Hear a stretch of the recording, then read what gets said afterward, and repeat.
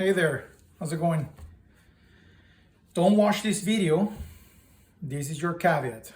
Don't watch this video if you do not want your modern preconceived notions about leadership to be challenged very interestingly. Let's jump right to it. We're gonna finally start going through the actual book of Plutarch. So let's get on to the uneducated leader. So remember, these are excerpts of what I found is the liquid gold, the most distilled version of what I get here, right? So moreover, just as a builder's rule is first established straight and unbending, and then is used to correct the alignment of everything else through adjustments and juxtapositions with respect to it, in the very same way, those who govern must first achieve governance of themselves, straighten out their souls, and set their character aright. And then they should assimilate their subjects to themselves. For the one who is tipping over cannot straighten up someone else, nor can the ignorant person teach. The disorderly establish order, the disorganized organize, and the ungoverned govern. Who then will govern the governor? The law, which is king of everyone, both mortals and immortals. Reason as exists as a whole, the logos. So I find these quite profound, especially in the modern world, working in very big multinational organizations. You will see these a lot, and you will see it in politics and in places of government and the national health system and all these type of things. So it's so obvious that it's not obvious again, right? So you cannot straighten out somebody else if you're already crooked, right? So you have to have the rule in order to get the alignment. You have to get the square to square your work, right? So the ignorant person teach, the disorderly establish order, and the disorganized organize. How many times have you been on corporations or situations where you go and say, wow, this person is extremely smart, but he does not have any idea on how to present information. Yet he's the one tasked to present the information of his department because he's very smart and very well educated in that aspect. But now we're not talking about we're not talking about analyzing or doing a job from the knowledge that that person has on that department. We're talking about presenting that information to others. How many times we see in situations where you have people that are not the best at finances, like in personal finances, right? And you will have a position of the accountant or the numbers guy, right? The numbers person that deals with financial aspect of things. Doesn't mean that they cannot do it, but there must be mechanisms in place where you also teach. And that's why coaching, for example, is so important, because even LeBron James has a coach, right? Right now with the Super Bowl, you saw it. That coaching is extremely important. The star is the star, and the star can do the game and go and get all the goals and the touchdowns, but that person cannot see itself the way that the coach or somebody else sees them. So there needs to be mechanisms in place where you can actually get that person trained on the job by somebody that actually can do that job properly. And we do not have that. We have disorganized people organizing. You have people that have a complete mess on their desk, being told that they need to organize an event or to organize or How many times you've seen project managers who don't even know how to handle their inbox, and they have 1,200 emails on their inbox. Yet, that is the person that we go and assign the task to go in. Oh, well, we need you to organize these projects. We need to keep the stakeholders in place and coordinate everything. So then you wonder why you, doesn't matter which organization you go through. Lately, most organizations are having that problem. Everybody has one way or another that you have departments with issues, and your providers, your suppliers, your account receivables department. So Plutarch in that time already sees it, that you cannot not put a person that is actually capable of that situation in that proper position. So that in itself is a job of a leader on its own. You have to be a leader capable of realizing that you're maybe not putting the persons in the right places. But also, because I know that LinkedIn is plastered all over with, oh yeah, well, it's the leader's responsibility completely. Well, that's one thing that I find that Plutarch noticed. And you can even see it in The Art of War by Sun Tzu, written 5,000 years ago, right? And The Art of War, there's a very famous passage that says, when the general establishes orders and the soldiers don't follow them, then it's the general's fault. But if the general is very clear on its orders and the soldiers don't follow them, then it's the soldier's fault. It goes both ways. And I've noticed that we have become a society that wants to just put responsibility on the manager or the leader. But, well, precisely, we're all leaders. So you're also a leader. There's some responsibility to you. You have to also execute. You have to also be willing to take analysis of what you're doing. So that is a very interesting thing that nobody wants to discuss anymore. Well, the boss, everything is on the leader. No, you're also the leader. Responsibility goes on everybody's shoulder. Here's another very interesting thing that you can see in today. So the people of Cyrene were entreating Plato to write laws for them and to reorganize their constitution, but he declined, claiming that it would be very difficult to establish laws for the Cyreans because they were so well off. So, quote, "For nothing is so naturally haughty and harsh and hard to govern as a man who has acquired a reputation for success.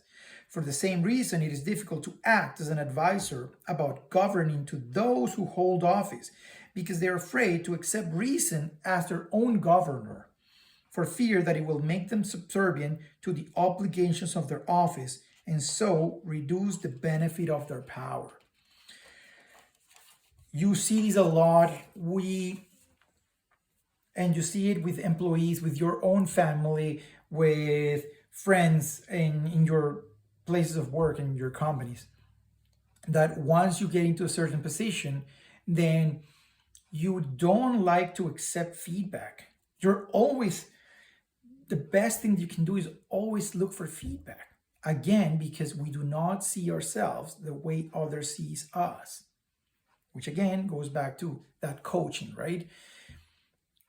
How do you know? How do you know that indeed what you're doing is not that the coach knows, because the coach is just helping you to become a better leader, is trying to steer you because he sees you.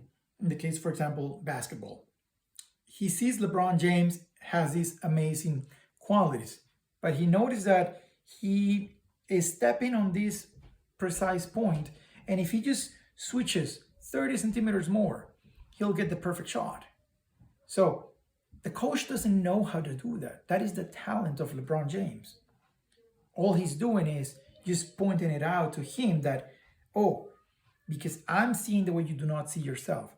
So this case is very interesting because Plato goes and declines drafting these new laws and constitutions because, well, they're very well off.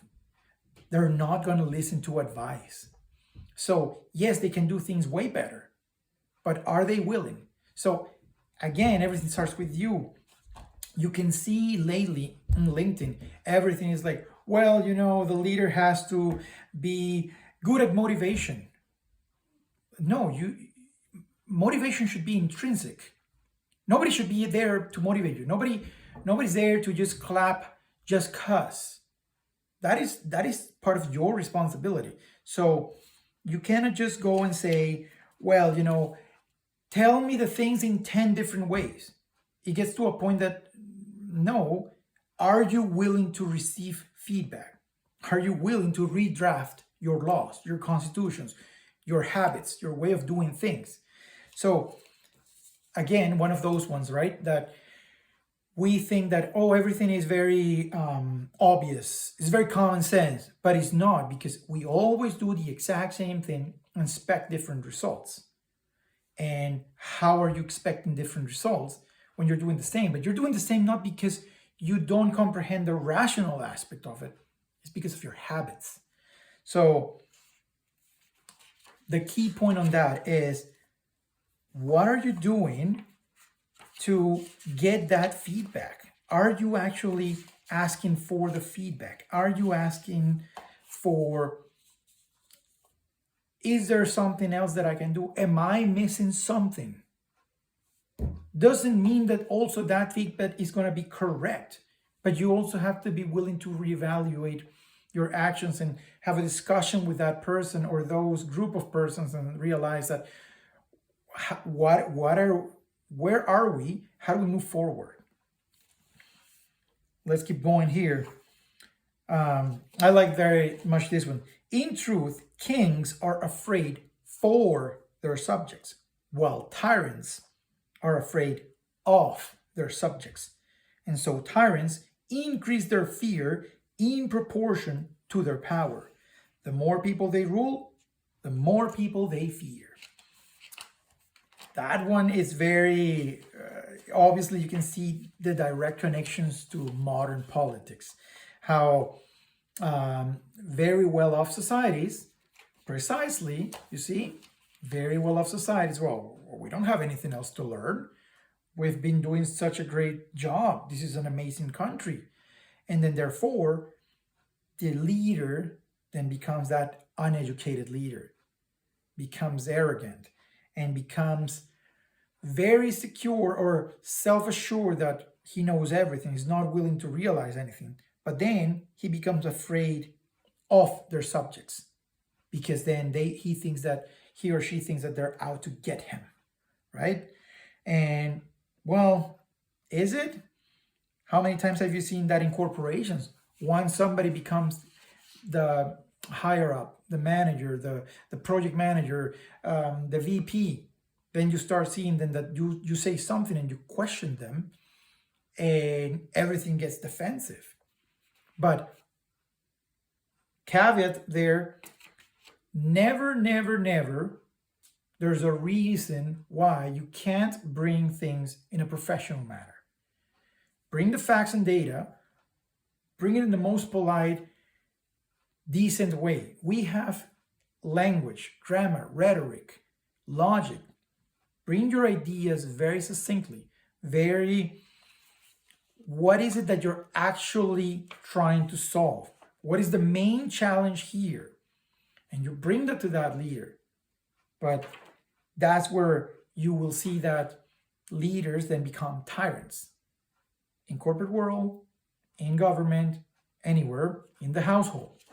You become the person that thinks that knows everything, and you become afraid of your subjects because or the person you interact with. And that is a very slippery slope. Again, these are very distilled excerpts. If you want to have a much more in-depth discussion and all the other things that I'm missing on this book, by all means, go and buy this book. You can yourself analyze the works of Plutarch, or by all means contact us here at the notification box, and we have plans to work with you and see how can you implement these things in your personal life, in your corporate life. Let's move on. Now to the uneducated leader. These passages are very interesting because it talks about how character is very important. But political power, once it has latched onto depravity, gives physical strength to one's emotions. There is a great danger then when people who are able to accomplish what they wish, in fact, wish for things that are improper. Depravity, once combined with political power, races to give expression to every emotion. It converts anger into murder, love into adultery, and greed into the confiscation of property. Obviously, you have to understand the context of this, right? This was written over 2,000 years ago. But you can see that the example still goes, you can extrapolate that to modern world. Is sometimes we tend to focus, similar to the problem of research, one of my other videos that you can see on my channel. We have become a society that is focused so much on credentials and, well, who said this, and that is the fallacy of authority, appealing to authority. That is a fallacy already, because you cannot just live your life like that. Doesn't mean that you just go and willy-nilly accept everybody else's opinion also, but we go back to that facts and data and proper discussions. But we cannot appeal to authority because it's a fallacy. We're living in credentialism. It's like, well, says who and so and so. So what happens there? You grab a person that looks amazing in paper, and they are indeed marvelous, and they're very good. But then, once you give them that power inside your organization, inside your corporation or your company, in your household, or a friendship, because it can happen on friendships, right? You willfully seed something on that friendship, right? It's an exchange of value. And then that person might become a tyrant to you. And once you give that power, you have to understand that if the person doesn't have a character to control that, that will be tied and strengthen their emotions. So that's why you see all these very leaders that will just shoo people off. For example, I love, from a growth perspective, the storyline of Steve Jobs. But think about it, what happened when Steve Jobs was actually taken out of Apple. That was precisely why, because that power latched onto the depravity that he was, the way that he was before. So he started creating factions inside his teams, and he's starting to pit the teams, not in a competitive way, which is really good for business and for the development of all the employees, but in a very nasty way. He just used as a channel to his own anger issues, and it just became a very toxic environment. Everybody just could not work with him anymore. So he got taken out of Apple initially because he was mad, and he had to go through that process of his other corp companies, and then the reacquisition of his other companies, and selling the other ones, and that personal growth and you could argue that he indeed changed a lot, but he also retained a lot of tiny habits here and there that still, it was very complex, because you have to be very careful with your inner emotions being handed over out of control for that. At the end, for this one, the uneducated leader. So reason pretty much is the main concept here, and the builder's rule, right? So are you able to analyze your actions, ask for feedback, actually listened. But again, it goes both ways. Both sides must listen.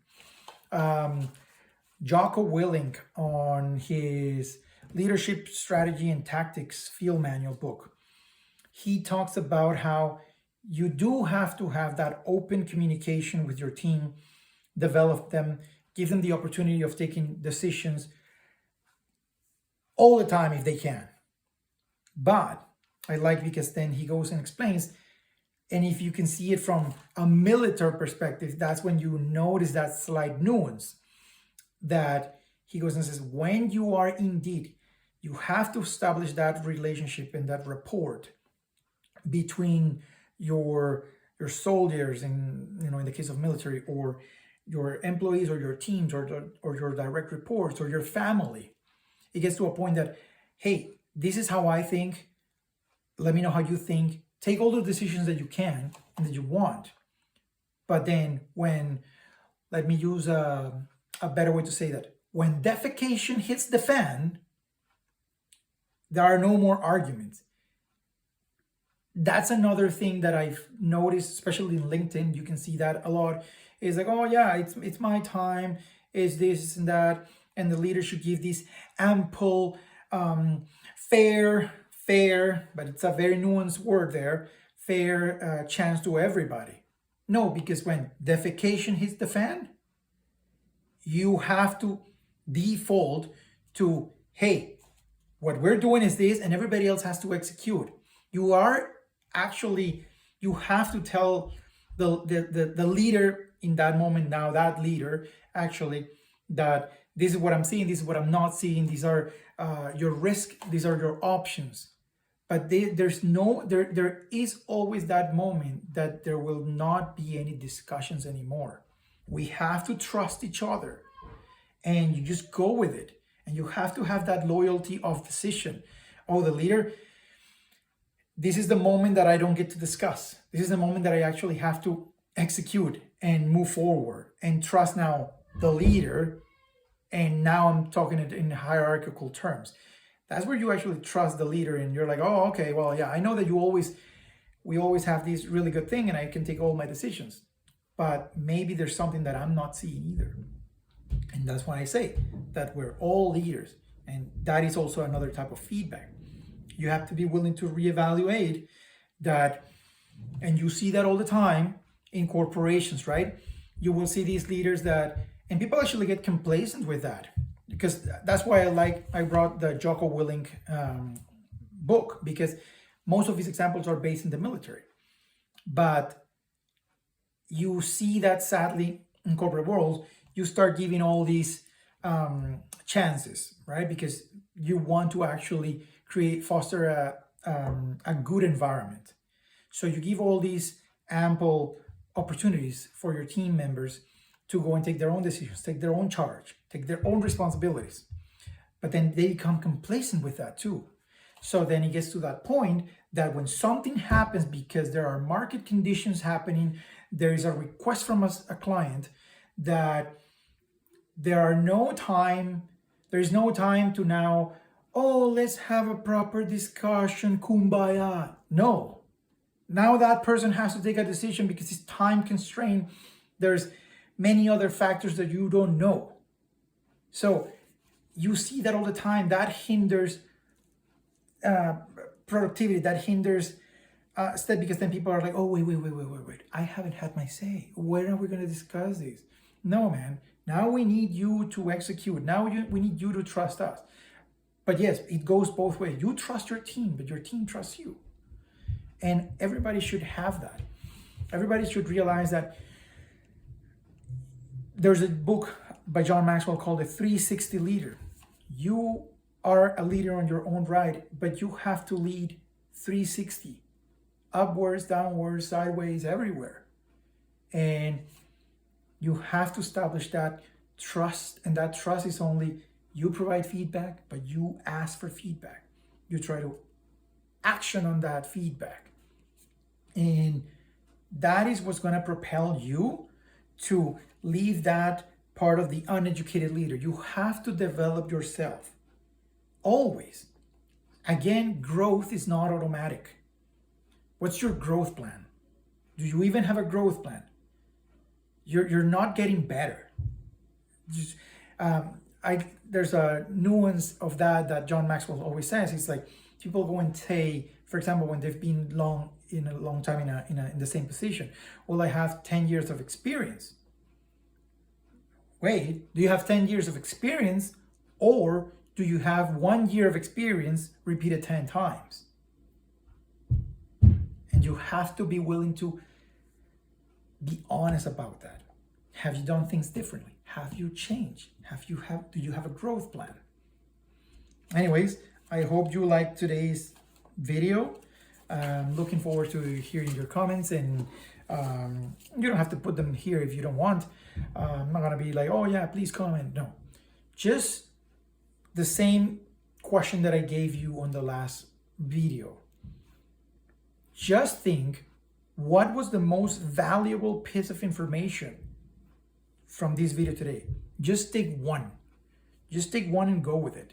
What was the most important thing that you heard, that you can ponder and reflect and maybe take it forward? So just think about that, and looking forward to continuing growing with you. And I'll see you next time. Take care.